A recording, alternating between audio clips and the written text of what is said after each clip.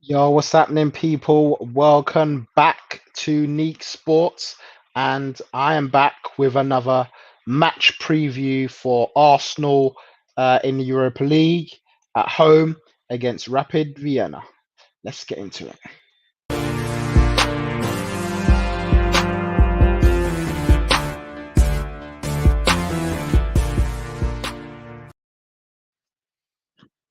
Yes, we're back. We're back with another match preview today, and it's Arsenal at home for the first time in a very, very long time with fans in a stadium. Yep, fans are back at the Emirates this evening, expecting about 2,000 fans who have got tickets to get to the game at the Emirates. And looking like a wet and cold and rainy night. Lovely night for a game of football tonight as Arsenal take on a Rapid Vienna to try and secure top first place in the Europa League. So we're going to get into it today with match predictions, with predicted lineups, with team news. But before we get into all of that, guys, thank you for watching. Thank you for listening. Please make sure you hit that like button. And please subscribe to Neek Sports. Hit that bell to get notifications of when we're posting match previews, podcasts, and match reviews as well. So yeah, man. I mean, obviously it's been a difficult week again for Arsenal. Another loss happened this week after our loss to Wolves in the weekend. Um, those of you that want to hear reviews from that, please go check out the Neek Sports podcast on Spotify and SoundCloud and all your good listening stream services, and you can hear my thoughts on that. But yeah, man, it wasn't a good win for Arsenal. Wasn't a good day for Arsenal.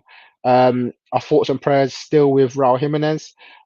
Thankfully, he has come out. Well, he's not come out, but he's still in the hospital. But the scans look good. I mean, his potential fractured skull. He's up. He's healthy. He's alive. Looks like he's happy to be there. So yeah, man, good to see Jimenez is fit and well. And of course, David Luiz as well picked up an injury in the game. And I'm gonna start with that actually. There's obviously been a lot of talk with David Luiz regarding concussion, regarding substitutions for concussion. Should he have stayed on the pitch? Should he have not? And obviously, Arteta's come out and he's had his press conference and said that actually in Gary O'Driscoll, we've got one of the best doctors in world football, in world sport, because he also covers rugby as well, and he knows a thing or two about um, injuries and football injuries, and especially with concussion and the way that things are going right now. Obviously, a lot of people are worried about where football's going to go with concussion. Are we going to allow players to pick up injuries and carry on because the team needs them? Now, arguably, Gary O'Driscoll did the right thing. He went through all the checks with David Luiz to make sure he was fine to continue playing. We did a whole concussion um, test that all doctors have to do if a player goes down with a head injury, and was deemed fit to carry on. So he was deemed fit to carry on, and apparently the whole time he was conscious, and literally he remembered everything, and he was literally just wanted to know what the state was like for Raul Jimenez. Obviously, he got a cut to the head, which was bleeding, and eventually, um, eventually made him come off injured in the half time. Now, Arteta has really obviously defended this. I personally was surprised he carried on. I thought he would have taken him off after the bandage that they put on his head. Um, but they kept him on, and he said at half time he didn't want to head the ball. Well, obviously, in hindsight, if maybe he said that at the start, they would have taken him off. But the reality is, if you get a cut to your head, you're gonna not really want to head the ball. And as a centre back, that will be your main aim, to try and head the ball. And unfortunately, people will take advantage of it. So Wolves may have put more balls in the box that they may have wanted to, because they know there's a man who doesn't want to head the ball in there. And there's a more chance for them to score. So for the protection of the player, I thought he should have been taken off personally, and don't leave it up to him, especially with a head injury. However, I do think this concussion substitution needs to come in, because man are getting um, concussed, they're getting hit on their head, they're getting cuts to their head, and stay being allowed to stay on the pitch, where they could inflict more damage to them, more injuries to them, and it will, it's dangerous. We've seen this happen time and time again, where players are allowed to play on the pitch and fall down a few minutes later. But let's not even take the risk with these players, man.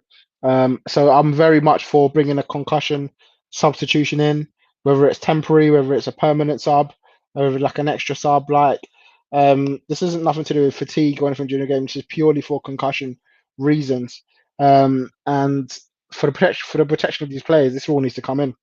We need to take the medical aspect of these players in and really stop this from happening, man, because otherwise we're gonna cause long term damage to players, as we've seen in the past.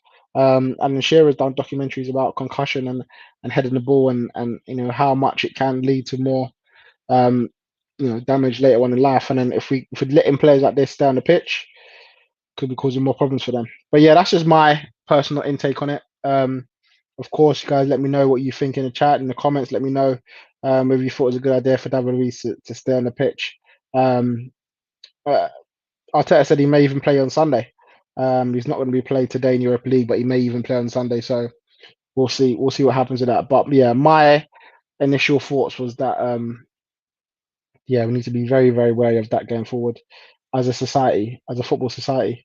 And one of the interesting things about his press conference as well, Arteta, he spoke about his midfield and the lack of goals from midfield. He said it's a problem that Arsenal have had for years, this isn't just the first time we've had it.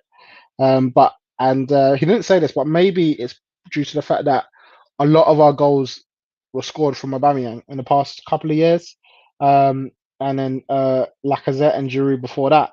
So there is there's a possibility that the way that we're playing with a lack of freedom up top without Aubameyang scoring goals, and therefore our midfield needs to help out. Now, if we look at the stats, Xhaka ain't a goal scorer, 3 to 5 goals a season, if that. Danny Ceballos, he's got 2 goals for Arsenal, none in the Premier League. You look at Mohamed Elneny, I think he's got 2 goals for Arsenal. You look at Thomas Partey, he may get a bit more. He may get, again, 3 to 5 goals for the season. But, Joe Willock, again, someone who's kind of been finding the net a little bit recently, but not a prolific goal scorer from midfield. So we're asking our midfield to score goals who don't naturally do it. And I think that was his point. These players are not natural goal scorers. So when our main striker is off form, i.e. Aubameyang, we're asking the midfield who don't normally score to start scoring. And obviously it's not happening at the moment, and it's why we need someone else to help score the goal. So there's one part on the fact that we're not creating enough chances, and there's another part on the fact that we're not getting enough goals from in and around midfield and defence, from set pieces. But then he also said that we had 33 crosses in the box, which is the most in the Premier League we've had under Arteta. And he sees it as a sign of improvement. Him saying that us putting the ball in the box is improvement because that means we are creating chances, but we're not scoring goals. And if you look at the pure maths, the more balls you put in the box, the more goals you'll score. It sounds worrying a little bit because you're talking about lofting the ball in the box and hoping someone gets a head on it. We don't have a Olivier Giroud anymore. We're looking at Aubameyang and Lacazette as our goal scorers. And if they're not playing, then it's a Pepe and a Willian. None of them are prolific headed goal scorers. Or not that they can't score from headers, but it's not their asset to try and score goals like that. And so when you start to do that, you start to limit the way that we score goals. Now, I was happy with the way we were playing towards the end of last season, the way we were scoring goals. And it was still with the same midfield and the same strike force. Nothing's changed. In fact, we've improved in the striking areas by bringing in Willian. But we still had Pepe, Lacazette, Aubameyang, and we weren't struggling to score goals, especially towards the end. And so now, when our striker is off form, we don't know what to do. We need to get Aubameyang scoring goals again. That's the reality of it. Until we bring in our goal scoring midfielder, someone that's going to get goals from midfield, or someone who's going to be creating more chances from midfield, then we need to get Aubameyang in the game more and scoring goals more. So he can talk all he wants, Arteta, about getting balls in the box, but we need to try and work out where Aubameyang fits in best in this Arsenal team, where Lacazette fits in best if he does fit in the Arsenal team, and the formation he wants to go with. We went 4-3-3 for the past couple of games, and the formation was, if anything, it left us more vulnerable at the back because we're now not defending as a five where we did before. We were a man light at the back, and it looks like we're getting run over again. And that's the whole reason we went to three at the back was because we're just conceding way too many goals. And I don't want to be in a place where we're just conceding goals and not scoring goals. So if you're going to do one or the other, then we've got to go back to maybe a 3-4-3 or just get the team playing better with a bit more freedom. The past couple of weeks, yeah, as I said, he's gone 4-3-3, more like maybe a 4-2-3-1. And I'll get up to the lineup to what I think he'll go for today. But the reality is, yeah, we need to start scoring more goals. We can say whatever he wants, but goals is the main part of this game. And so we can look good at one day, but we just score, and that was it. A couple half chances. The 33 crosses in the box amalgamated to barely anything. I think we only won about 3 of those headers from the 33 in the box. So yeah, we need to really think about how we're going to do this going forward. It's a long-term project, and I'm cool with that. I know it's not going to be a short-term fix. There's a long project that Arteta's got, and there's going to be a lot of changes along the way. And it's a good thing, I think, because you need to make changes along the way. People saying that he should choose his best team and stick to it, doesn't know his best team. True, but if his best team ain't working out, then we've got to make some changes and get his best team working and scoring goals. Can't always have the best players playing on the pitch because it doesn't always produce the best results, as we've seen in the past with Mesut Ozil. Anyway, that's just my intake on his thoughts on the midfield and the scoring goals from that aspect. Again, guys, let me know what you think. Let me know if you agree with that or not. But going into this game now, as I said, fans are back in the stadium. I'm happy to see it. And yeah, we'll go straight in with the team news. So we've got Thomas Partey, injured, a thigh injury, looking worse than they first feared, is what we heard last week. This week, he's talking about Arteta. Arteta talking about Partey's pushing to start. He wants to start games. So we need to just work out the best solution for Partey. I know we don't want to rush him back, but we need him back. He's training by himself at the moment, so he's not training with the team. And Arteta said he's pushing for a place for Sunday. I don't know if he'll start. We'll wait and see.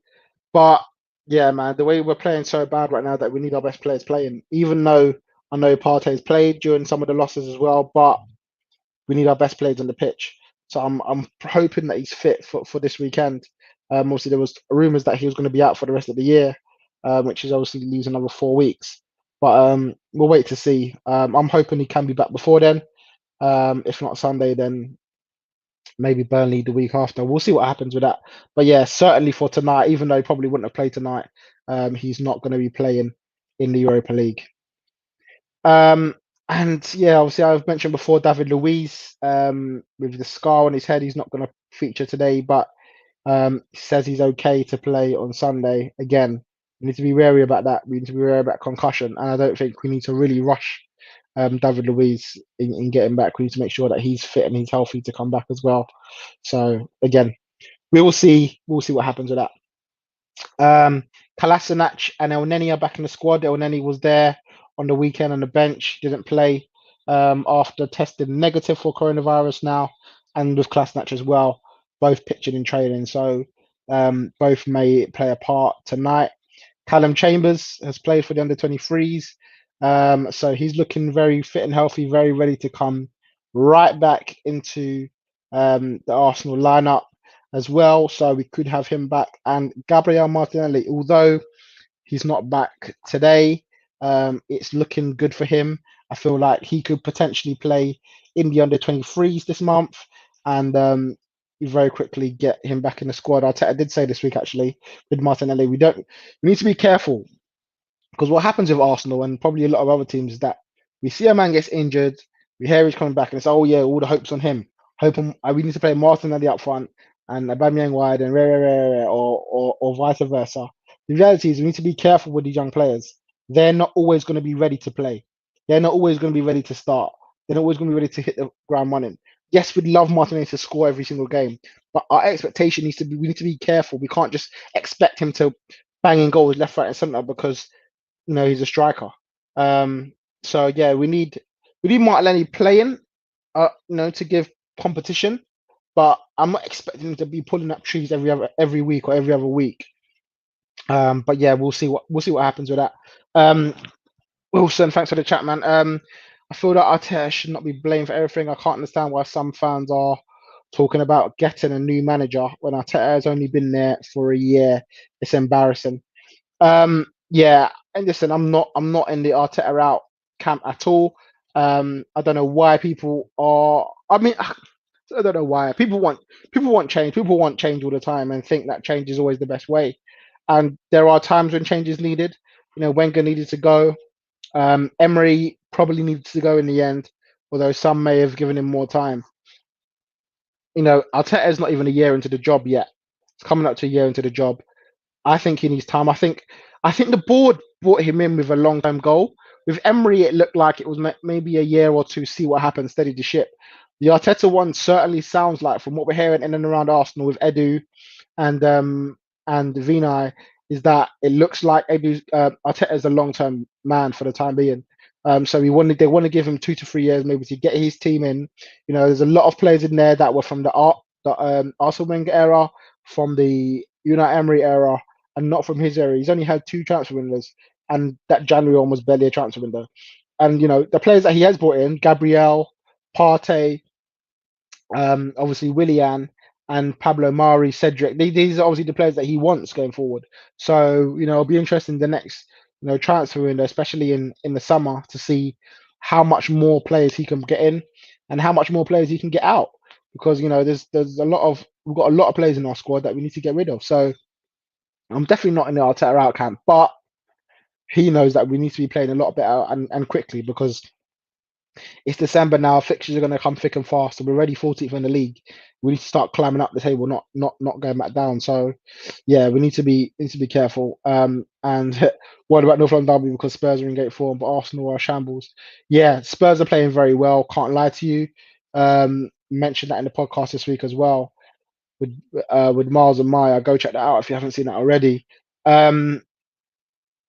I'm worried about it a little bit, but I'm hanging on to the fact that it's the North London derby and anything can happen, man. And form goes out the window, so they say, and I need that form to be dashed right out that window in the North London derby, because I'm not trying to lose it there. But yeah, I'm gonna go into the squad that I think Arteta will play for the game tonight against Rapid Vienna. Obviously, as I said, with North London derby coming up this week, I don't think it's going to be a strong lineup at all. And considering the fact that we're already qualified and we're already through, yeah, it's not going to be a strong squad. So we'll start in goal as always. Bird Leno, I think will get rested, and Runnison, I think will start in goal for Arsenal. Looked okay. Still yet to really know what he's like. He's not had to make mass amounts of saves, but I think he'll come in. Right back, I think Cedric will come in. Bellerin hasn't really been putting up trees as much. Not saying he's been bad, but maybe not as much. So I need you swap out there for Cedric, rested for the North London derby. I think Mustafi will come in.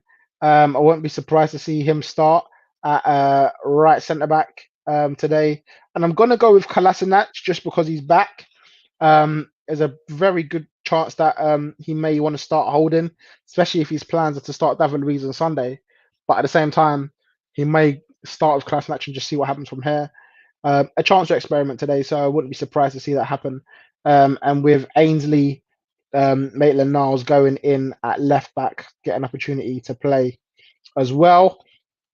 In the right side, I think Elneny will come back in. Back, as I said, back from COVID. So I think he will come in. I'm going to go with a pivot of 2, and I'm going to go with Joe Willock. He played more of a number 10 against Wolves, and I just feel like he's a bit out of his depth there, man. I feel like he's good in a 4-3-3. I just feel like at number 10, He needs to be offering a lot more at the top end, and I'm just not really seeing that from Joe Willock at all. So I'm going to stick with him in the two with El Neni just to see how he plays. Again, a chance to experiment in this kind of game. I'm going to go on the right. I think Pepe has to come in.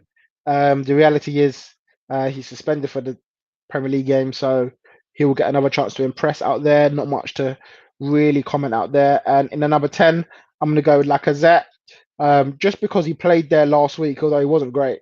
He played there last week, and I think Arteta will want to, the way he talked about the press conference, like he will play him there again for sure. With Reece Nelson on the left hand side. There you go, Reece Nelson on the left. A man who, for me, still needs more games. A lot of people say he needs to be starting every Premier League game. I mean, he's not shown me enough in the Premier League to do that yet. But, keep his form going in Europa League, keep him playing here, and for sure he'll get an opportunity because right now the players ain't really doing it at the moment. And Eddie, I'm going to give another chance for Eddie up top as well. We know what he's like. He's a prolific goal scorer, Eddie. He's a fox in the box, 6-yard kind of guy. So I think he will start up top. I do hear what you're saying, Wilson, regarding Smith Rowe. It'd be nice to see him to start again. Yeah, it'll be nice. And there's a part of me that hope he may start, but I feel like there's a lot of players in the squad that he's got to try and get games in as well. So it may be a case that he goes with Laka. I think if he does start, it will be in place of Laka or Nelson. Can't see anyone else dropping out. But I definitely feel he'll get on the pitch for sure. Hopefully he might even get a 45-minute run out or even a bit less. And Balogun as well, a man who I want to see again go up top. People are saying get Eddie out and put Balogun in. Listen, Eddie needs games, man. Eddie's more ready than Balogun is at the moment. So yeah, that's the squad that I think Arteta will go with or could go with tonight in Europa League. Yeah, man. So we'll see what happens. Hala Madrid, we saying you can't take the Europa League theme song. Well, listen, Hala Madrid, you better listen up to this Europa League theme song because you man might be joining us very, very soon. That Champions League thing ain't sorted out yet. So if you don't win your last game in the Champions League, Real Madrid, we might have to see you in Europa League very soon. So you can hashtag Perez out all you want, but Zidane, you need to be eyeing up him because at the moment you're just about hanging on to that Champions League spot, just about hanging on to it. And if you do come down to Europa League, we welcome you with open arms.